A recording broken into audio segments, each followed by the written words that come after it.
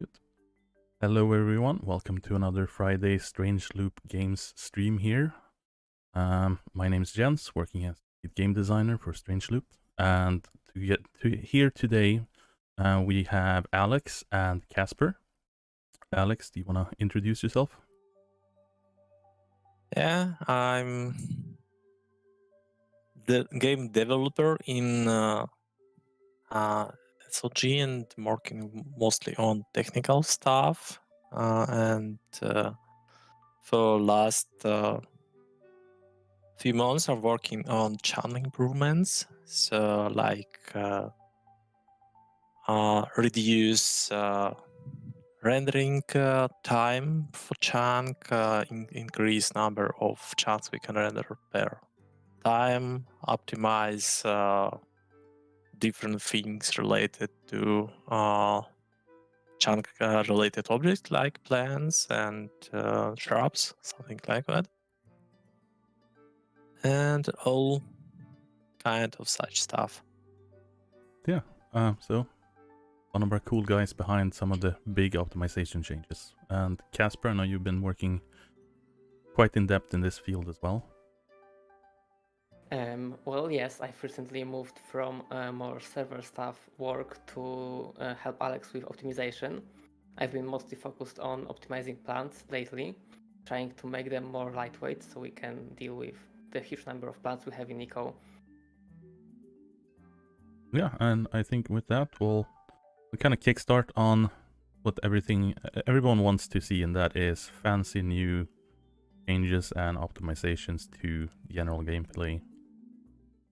Cutting into screen sharing here, you can see that I got the specifications for Kacper that is doing the screen sharing right now. Up in the corner, hopefully it's legible. And you want to go through the world a bit and Can I show it off? Yeah. And you can see a brand new FPS counter always in game. Kacper added for today's stream. Now in game for the web version. Yeah, which was one of the things that we cooked up to kind of be able to present the frames on screen in game. So now you have a graphical option for that, and we'll make it a little bit more polished, neat and tidy, and shrink it a little bit so it doesn't take up that much screen space as a checkbox in the graphic options too.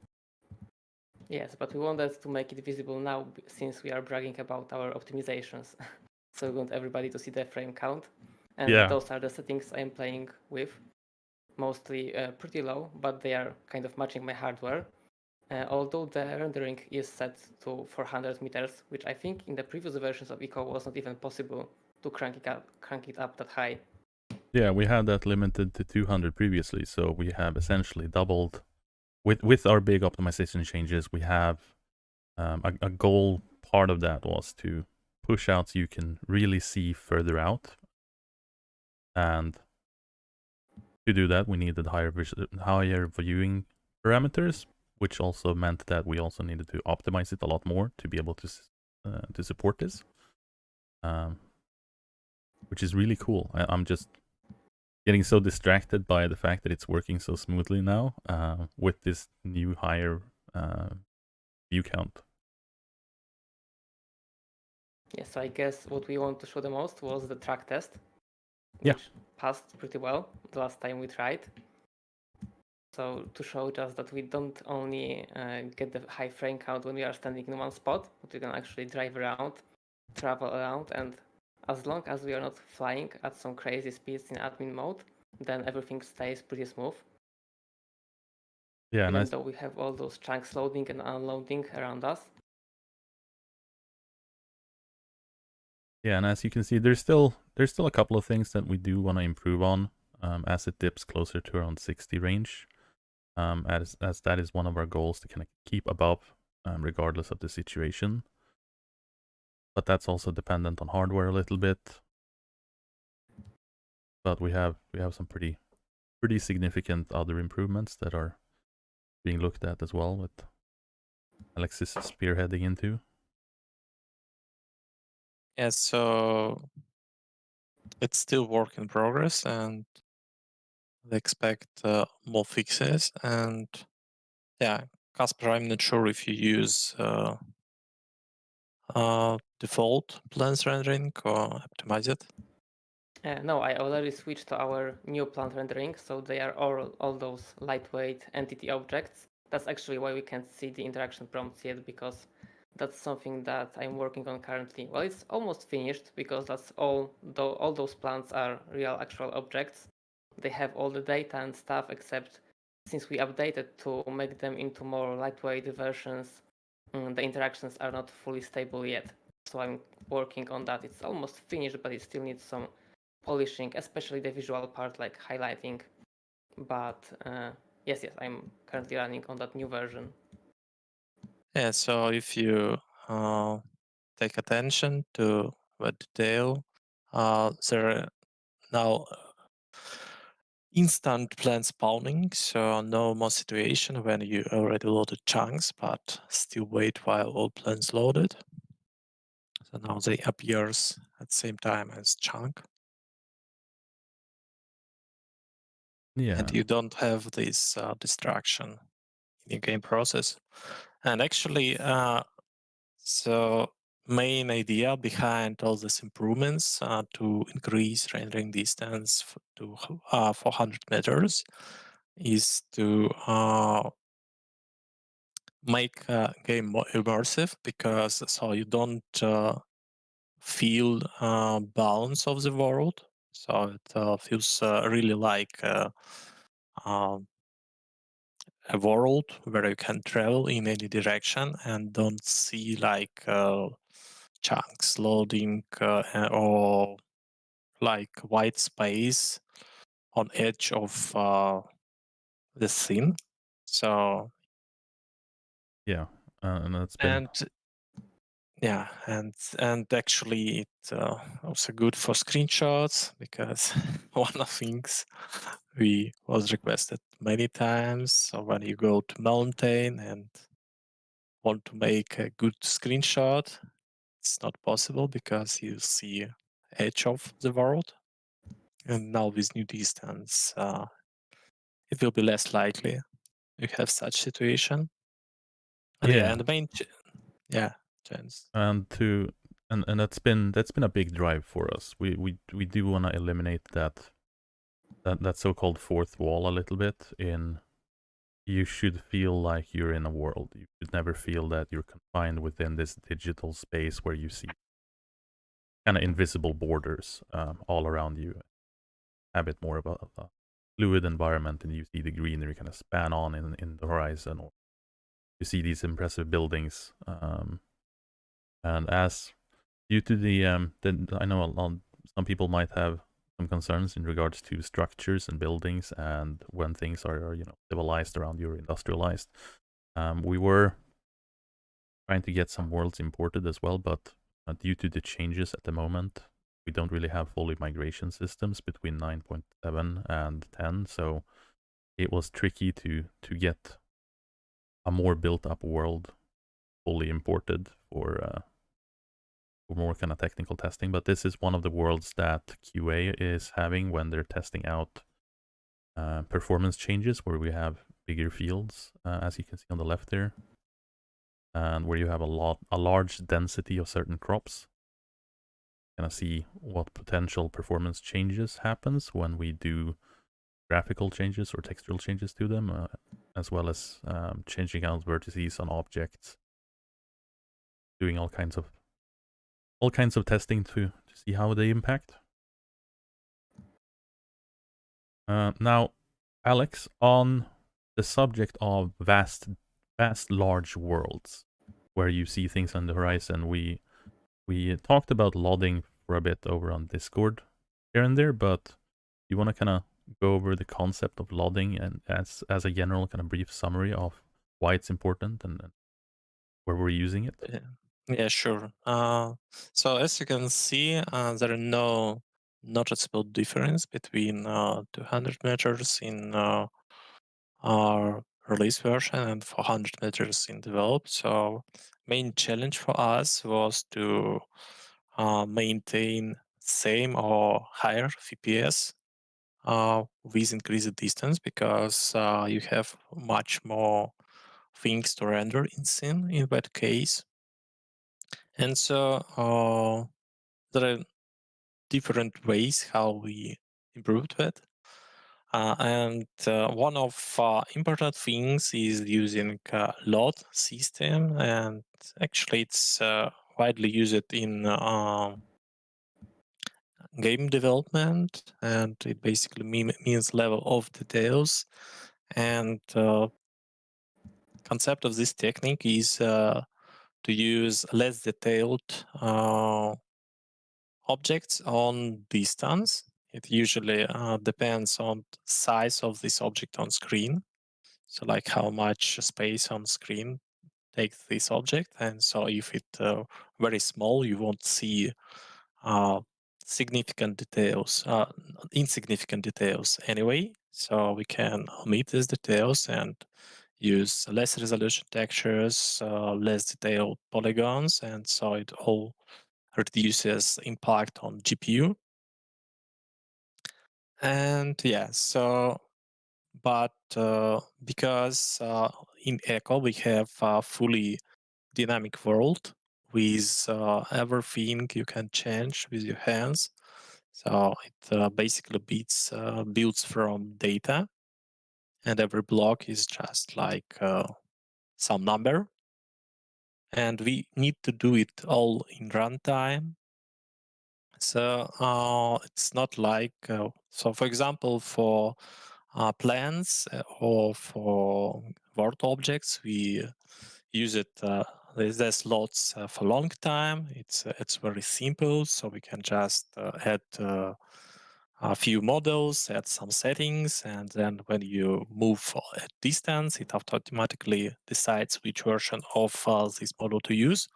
But in case with chunks, which consists from blocks which builds in runtime, and we can't bake them into game, we had to develop our own system for this objects loading. So it basically uses different level of details for blocks, and like we have less detailed with less polygons, with simpler textures blocks on distance.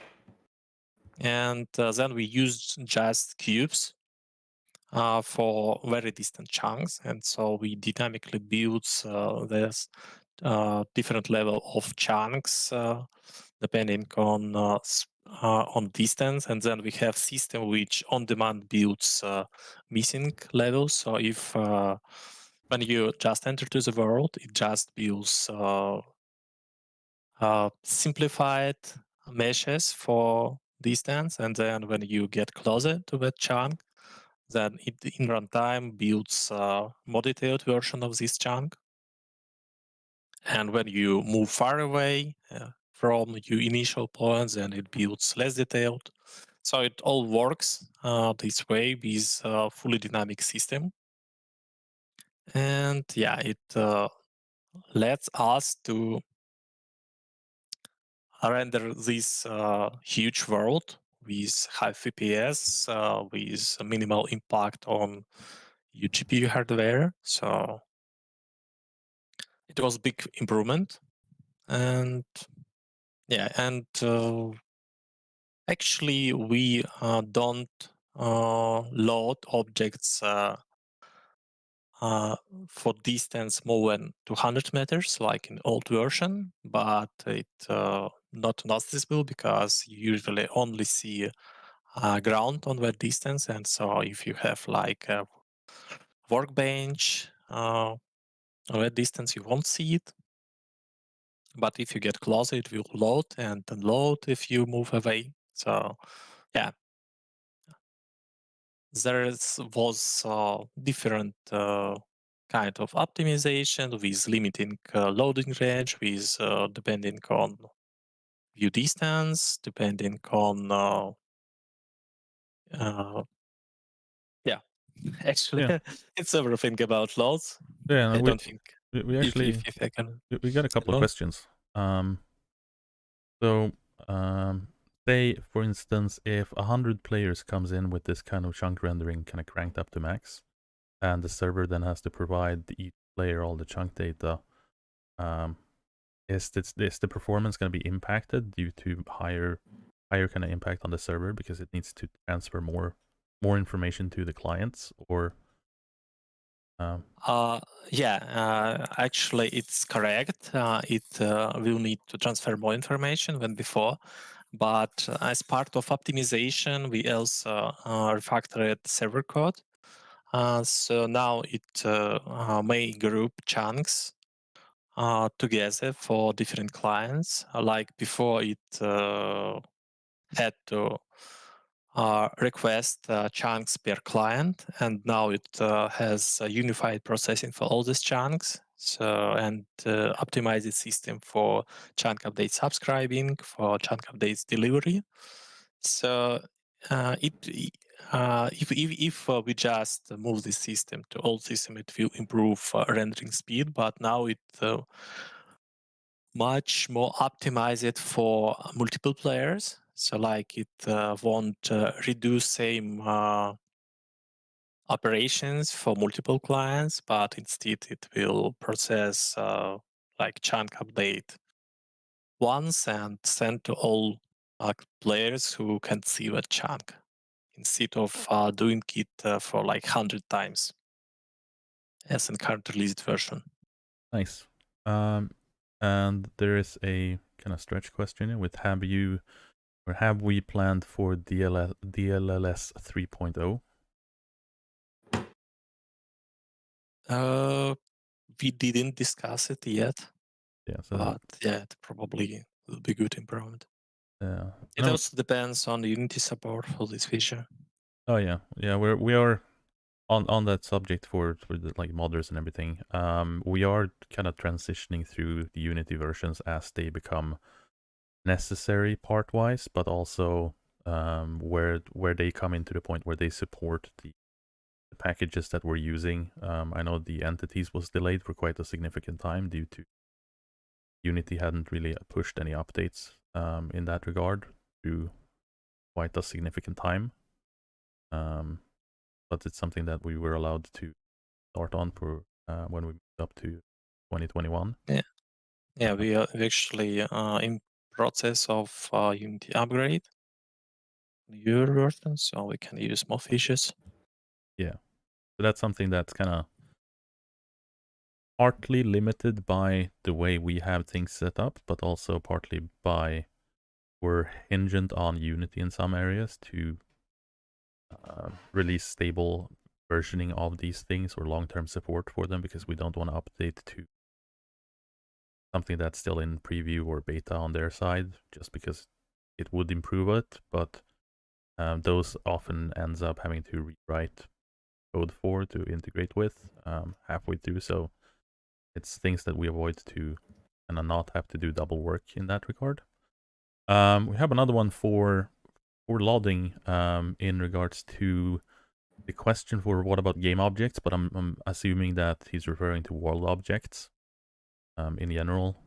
So like all the crafting stations and all of that. And I think we have some plans for it, but we haven't started yet. Yeah, actually, we already have lots for world objects for a long time. So, and for, yeah, probably not for all, but it's not something we didn't use. But yeah, the actually main issue with chunks, as I described, because they're dynamic and we can't use standard Unity tools for loading. Yeah.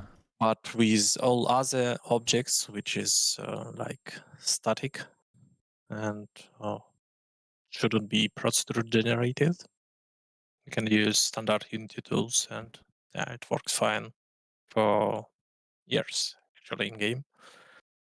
And yeah, and another improvement we actually another improvements we did for that higher rendering distance was related to trees, and it's already in released version, but it was planned for increased rendering distance because trees are large objects. And if, as I said, for word objects, we can just not render them on high distance, except very large word objects.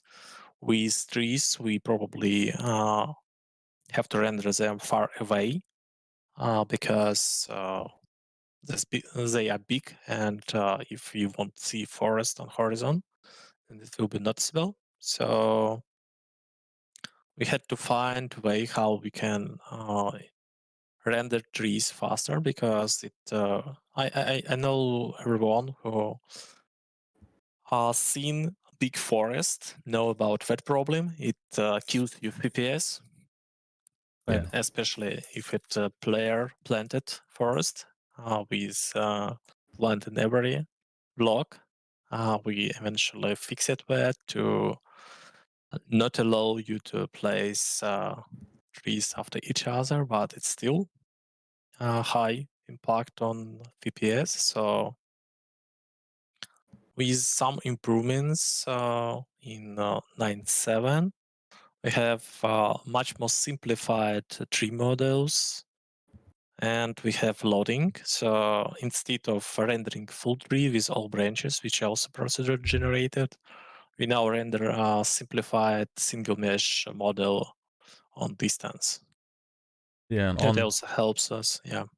cutting in there a little bit, but on the three things, one of the reasons why we kind of added that restriction in part as well is that it's a bit of a band-aid for the tree generation and the versus the tree planting, where players would plant crazily amount of trees and they would just grow next to each other because the eco simulation didn't actually kill them or manage them in a good manner, and it required a bit of a bigger rework. So we decided it was necessary enough because it was killing performance too much, as well as it could also be used as a severe griefing method where people would excavate large underground tunnels and plant trees underground as well, which then kind of killed performance for anyone going nearby.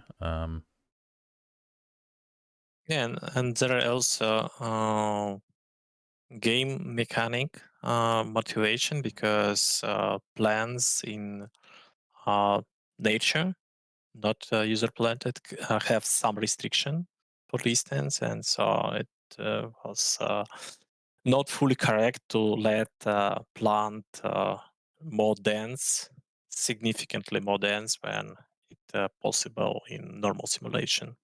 Yeah.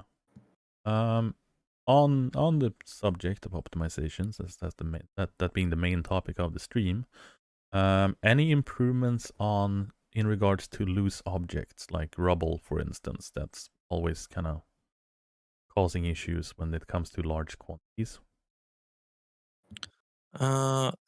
Actually, we didn't do anything in that direction, so we're more focused on other tasks for now. Uh, but yeah, actually, we probably can apply some improvements we did for plans for rebels in perspective. But the main issue with physics attached to that objects, because for plans we really don't have physics.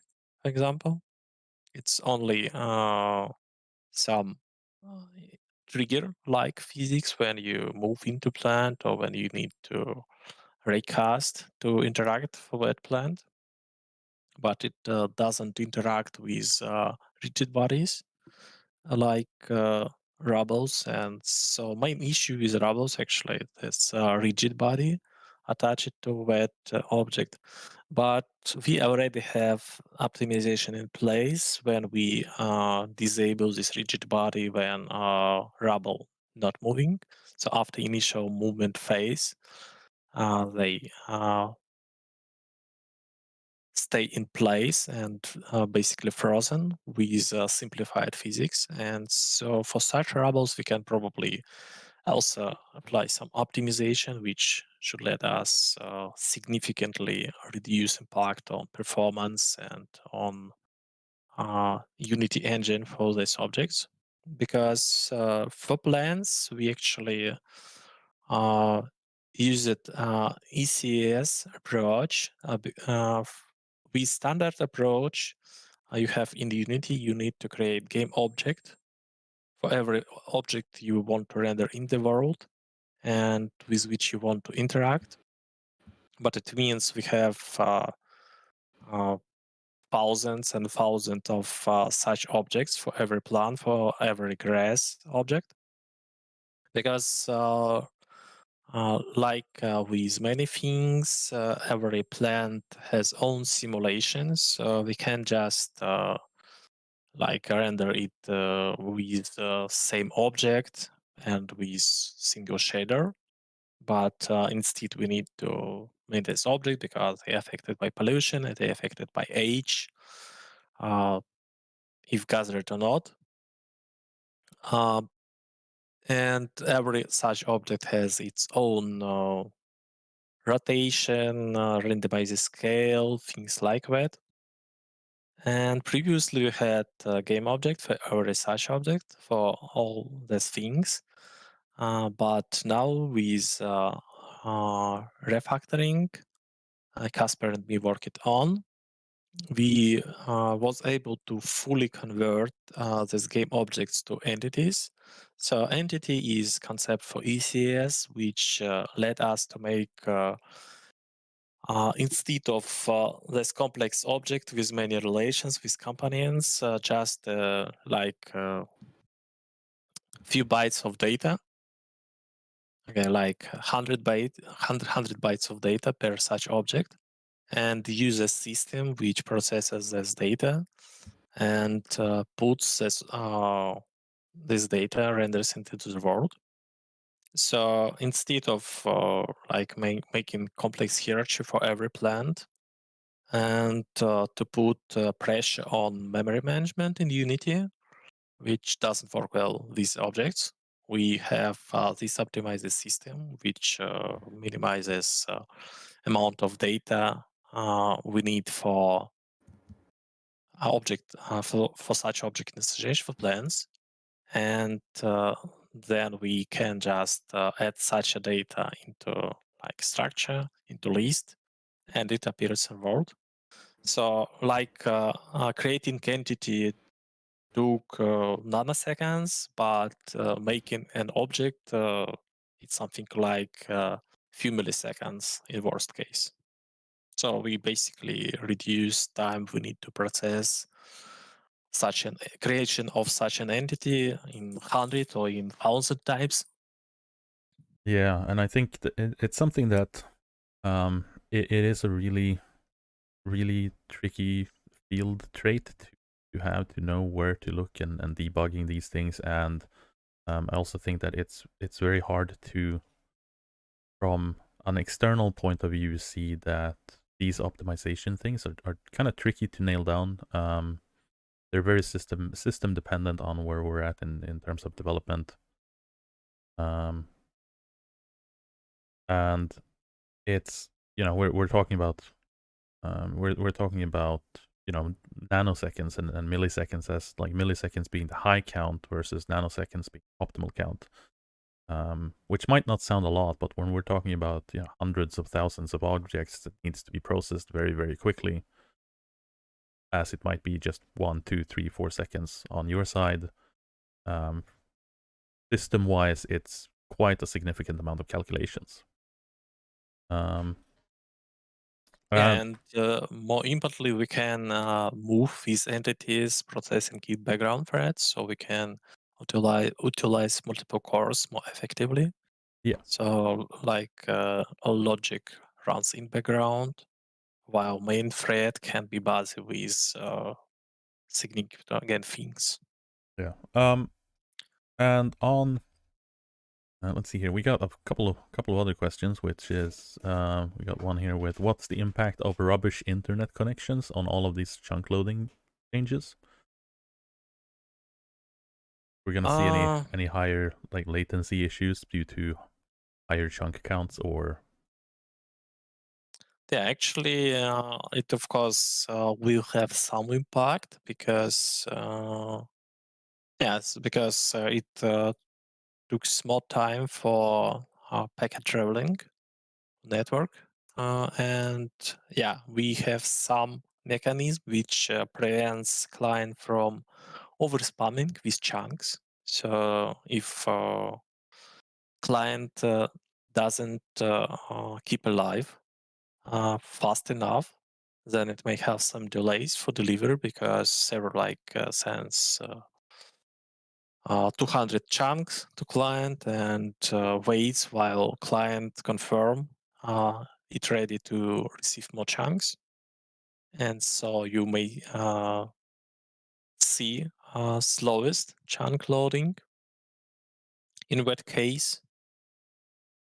So yeah, it's definitely maybe an issue, but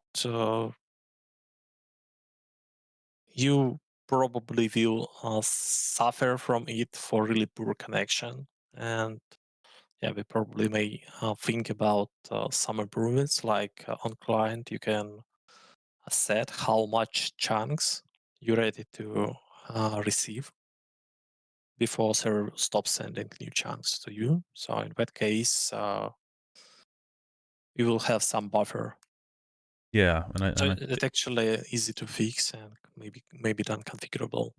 Yeah, I think something like that would probably go into an option config of a couple of presets, like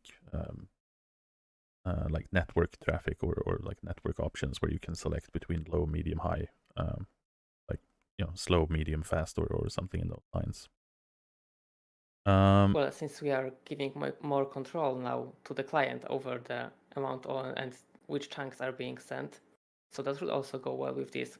Kind of similar to what we did with tooltips recently, which was adding caching and trying to sort of take care of those high latency connections where we would have to wait for several seconds to open even a tooltip. And now most of them should show up quicker because they are being cached, and we are trying to reduce the amount of traffic. So it should probably take a similar turn in that case. Yeah, that's a good point. We have with the changes to that went into 9.7, which was a large volume of what we were working on towards 10, is kind of client mitigate things more, so they're not as reliant on the server for processing, which means that your local performance is what is the determining factors. You don't get slowed down on the client side due to processing communication between the client and server. Yeah, and also another thing we're working on, it's not yet implemented, but we have plans for it, is to move control over chunk loading to client. So main benefit of this approach, we can decide on client which chunks we prefer to load and at which speed. And also we can use client cache, both in memory and disk cache. So like if you enter into the world, it may load all these chunks as data from server, then save to your disk cache. And when you enter to the world next time, it will not wait from server for these chunks, but instead render chunks from disk cache and ask server for updates if needed. So if it's like mostly static terrain, in that case, you will have only very few chunks received from server in that case. And even if you're not yet received, you will see outdated version of this terrain, but it will be updated like in, depending on your ping, like 10 or 20 milliseconds. So it will be still fine. And yeah, it server prioritizes closest chunks. Yeah, like on horizon, you may see outdated chunks, which will be synced in few seconds, but chunks close to you will be likely up to date in that case. But yeah, you can have much faster rendering and less dependent on ping. And yeah, also if you move between 2 points, like from city to your house, then it may preserve this chunks in memory cache, and it will remove meshes because they consumes memory. But chunk data is actually relatively small, so it like 2000 bytes to kilobytes per chunk, something like that. Yeah. And yeah, so you can save them in memory, at least for some, probably it may be also configurable option. And so if you move between 2 points, then you may have experience much faster chunk rendering and less request to server and less delays and less dependent on ping. We have there's a couple more questions, which one of them being that it seems like FPS is going down the higher the character gets. So are you not loading chunks if they're within the 400 limit but below the horizon? Essentially, like if you're moving vertically, you're not seeing as far down. So are they still loaded in, or are they getting unloaded because you're kind of reaching the span on it? Or is the loading and viewing distance all the same on an even plane? You loading distance doesn't depend on your vertical position, so it's okay. Previously, it actually depended on your vertical position, but now it renders columns. So it sends after less refactoring, it loads whole column. And only depends on your horizontal position, so like XZ, not Y. Yeah. And yeah, it So should the be. performance is probably just from the amount of stuff that I actually have to render, because it still impacts my GPU. So when I get higher, I actually see more stuff and all the plans that actually need to be drawn. Whereas when I'm lower, then a lot of stuff is just abstracted, and there's just isn't that much stuff to process. Yes, so actually, we also have occlusion cooling thing, which prevents rendering of objects behind, like mountains. So if they obscured by some object, they will be skipped from rendering. But if you on in the air, then you will see everything, and so less optimizable in that case. Yeah. Also with the changes and the new view distance, will the game keep using up more RAM to keep everything loaded, or data-wise nothing really? We haven't really compressed that much data-wise other than the entities plants in that, but general like sized RAM usage, overall concern. Actually, it's oblivious when we render more uh, higher distance and we render more ground meshes. So most impact on memory is from meshes, and these meshes will mostly impact your GPU memory. So if you don't have enough VRAM, then probably you need to use lower rendering distance. But for chunks itself, as I said, they're relatively small, so like few kilobytes per chunk. And so there shouldn't be too big impact on memory usage of these chunks. But yeah, we still need more testing.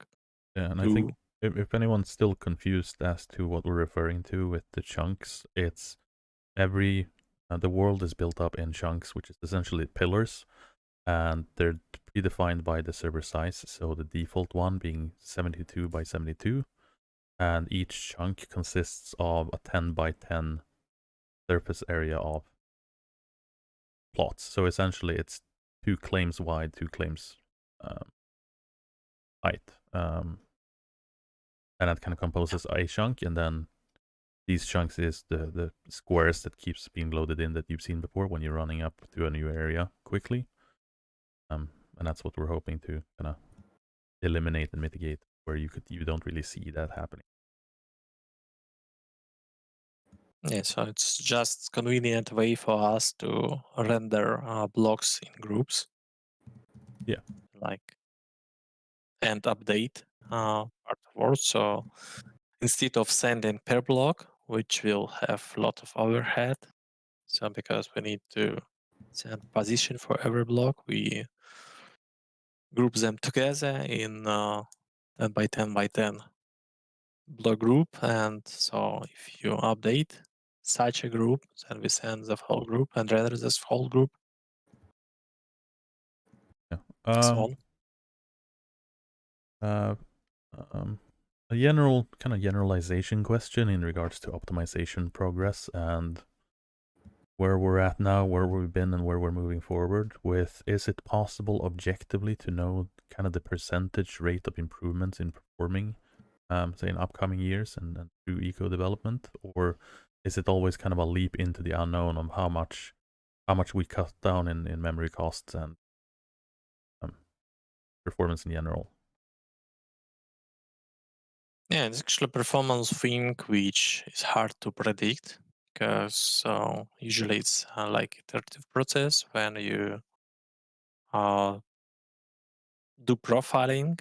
So use specialized tool to understand how fast parts of your system works and how much memory it consumes. And then you start looking into code and trying to understand problem, trying to find solution. And so it's not like you may predict such things. So sometimes you may have idea, but even for some brilliant ideas, they not always works, and it's not always possible to predict outcome of uh, a change. So it's like most science and programming when you have some theories which you need to check. Yeah, I think it's a very tricky thing to answer because it's so much trial and error. Very much the scientific method approach to it, where we see that something could potentially be an issue, like the plants, for instance, where we knew that changing these out to entities instead would have a potential significant improvement. But it's always hard to gauge how much of an improvement it would have. Where we know that it's valuable to do it, and we do it because it's a good way to find optimization sourcing. And on the subject with the rubble, we knew that they would be physically heavy, which also would result in a source of big performance impact, where we make them static once they've been sitting idle or they've been unloaded. So that reduces the amount of drain on the system. The LODs being an important part as well. So there's a lot of these key factors where we know changing these out and spending the time to improve them, we know we'll have a substantial improvement. But then there's also points where there could be very small things and steps in between where we see these as we do profiling, and that's something that's also requested by players that run into issues with memory handling, or if you see that your system is using a lot more memory-wise, or dunks out in frames and drops somewhere, we can often request profiling data, which you can get from the F2 menu in game. Kacper can probably show up where you can find some of that data here. So on F2, we have a menu enabling for seeing how the game is using resources and what it's spending those on, in different categories, both network, performance, texture streaming, and kind of where things are going, how long time it's taking to process. And one of these pages has some transforms, and the general one for hitting F11 takes a memory snapshot, so that kind of makes a pool of kind of the data shards over what's being used. And I think Alex can probably explain that a little bit more. Yeah, if I He's the need, one. actually. You're on the receiving end of these snapshots and and these memory. Yeah, actually, as you can see on this, can you return to chunks page?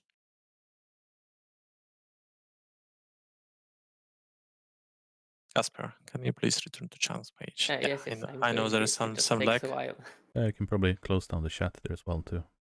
Yeah, okay, so as you can see on this screen, there are chunk groups. It's so for optimized rendering, we group chunks together in another groups, like 3 by 3 by 3. So it's in total 30 by 30 by 30 blocks. It's to reduce number of draw calls to GPU. But yeah, I probably don't need to go too much into details. But on this screen, you can see a number of lot 0, lot 1, and lot 2 meshes for chunks. So it's like 65 lot 0, so higher detail, and 71 for lot 1, and lot 2 is much higher number, which is just blocks, cubes blocks, like Minecraft style, but on distance you can't see them. So there are big improvement in using such simplified meshes, which basically led us to have so high FPS on so big distance, because with every meter you increase radius of your world, you add more chunks than for previous increasement, because the length of circle is increasing with its radius. So it actually 200 meters and 400 meters, it's not like 2 times more chunks. Okay, I I can calculate it in my mind, but like 3 or 4 times more chunks when for 200 meters. So it's like not linear dependency. Yeah, no, the wider the circle, the exponential increase you have, because Yeah. you're not increasing by a static amount, you're increasing by. So this load 2, which is just cubes, as I say, let us to render these chunks very fast and load GPU very low with so simple meshes. And yeah, I actually didn't finish about Rubbles. So I just wanted to say, so for Rubbles, we can actually use same approach as for plants, because we tried this approach with entities for plants, and it works very good. And I think Jens will demo on his top PC configuration how Yeah. good it works. Yeah, and may describe his impressions. But yeah, so for Rubbles, we're using similar rendering system as for plants, which helps us to minimize rendering calls, less objects, and actually we can implement system which let us materialize these Rubbles into physical objects when they interact, and convert them to entities without game objects, very lightweight, like we have plans right now. So it will help with big piles of Rubbles to work really fast, and it probably fix this problem. Yeah. We had a couple of interesting ones. I think this one is a bit hard to answer, with how far can the new cameras zoom with viewing distance and everything, and if the plants, like the loading impact on the cameras. And I think that's something that we haven't really dove into too deeply, because they're relatively new, and loading system is also kind of being worked on at the moment heavily. That one's probably hard to answer. I think it's something that warrants a more detailed checkup, but it's a very good question. So that's probably, I don't know if you wanna touch on that. Yeah, I actually see a question in the chat if is there any consideration to the range in which building will load in depending on size. Yeah, actually buildings are also chunks, so they're part of terrain. So every building block, just like a regular terrain block, like ground, it also uses this block system, like stockpiles as well. So you will see buildings no matter of which size on same distance as you can see chunks. So it basically max distance, you said. Yeah.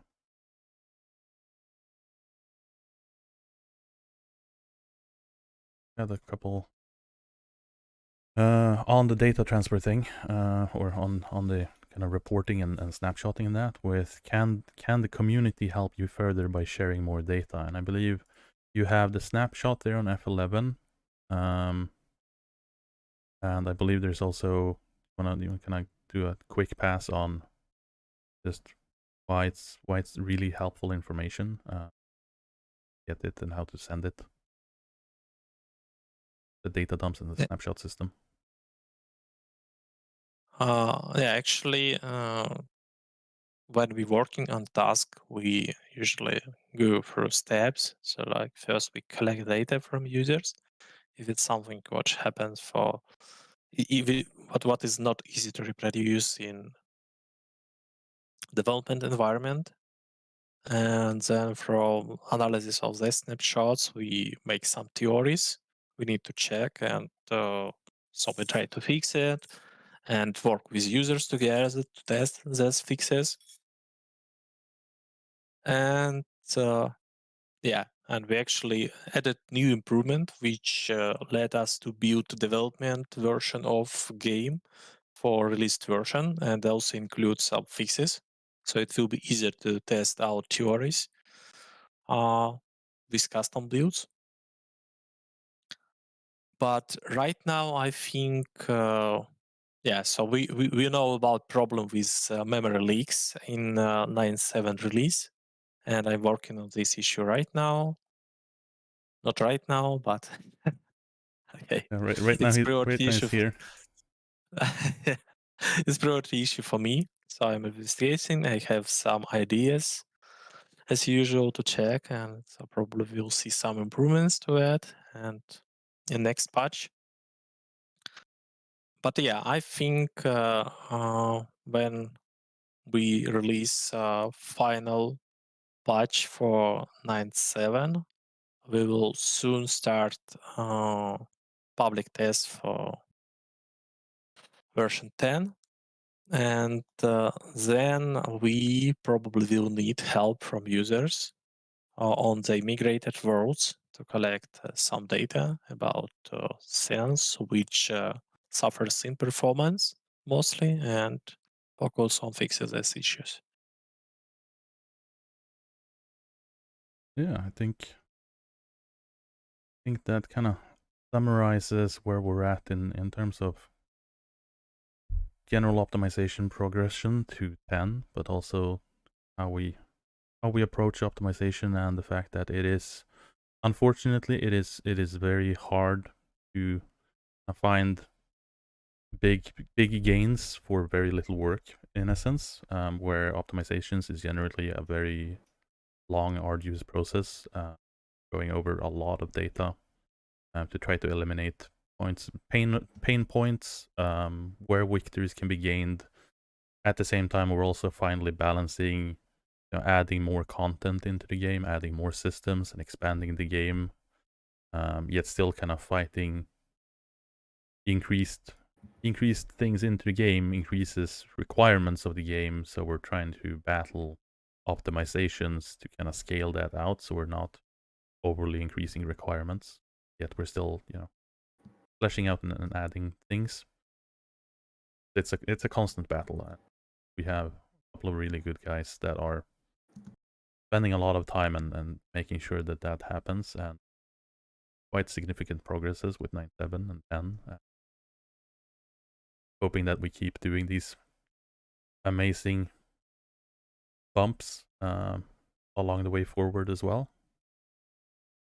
And as a couple of devs have stated, optimization in general, when it comes to game development, is often not one thing that needs to be fixed or two things that needs to be fixed. It's frame rate death by a million cuts, where there's a lot of small things that always needs to be improved and always be fixed or reworked to better use newer technologies or come up with better creative ways to have the same kind of system and operability, yet gain small percentages in performance.